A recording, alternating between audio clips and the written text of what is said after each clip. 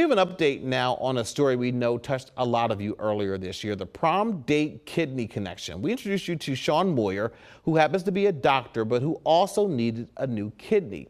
He ended up getting one through his prom date from 35 years ago, even though she now lives in Colorado. We've reported that the transplant went flawlessly, and now we know that Dr. Moyer has been able to go back to work helping other people with their medical issues. And notice, I said Moyer got his kidney through his old prom date, not literally from her. And that's because she donated to him through what's called a paired kidney exchange program. That's also what created a remarkable kidney transplant chain also in York County. Here's Seth Kaplan.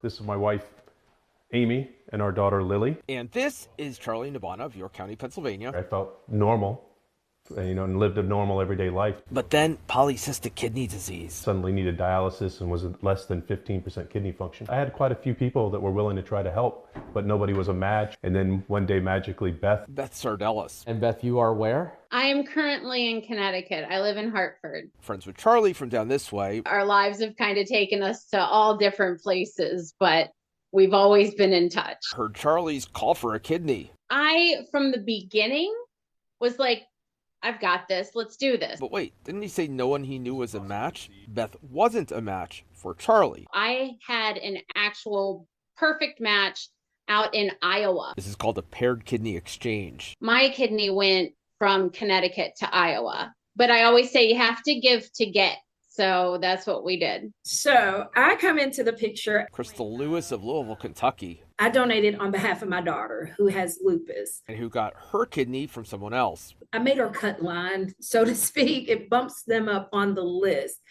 because someone has donated on their behalf. So my daughter, she received her transplant. As for Crystal's kidney, I named my kidney Brown Sugar. And Charlie got brown sugar. He got brown sugar. I did go with UPMC in Harrisburg. The doctors and everybody I met just really took care of me and made me feel at ease. I just celebrated my 3-year anniversary with my new kidney. Crystal told me to live life to the fullest, and I've heeded her words and done things that I wouldn't have done beforehand. You know, I realized how short life really is and how special it is to be given this gift. And Crystal's daughter? She just recently became a mother. Crystal's grandson. Crystal and her daughter invited to speak in Cincinnati about organ donation, but this surprise. They flew Charlie in. Mr. Charlie.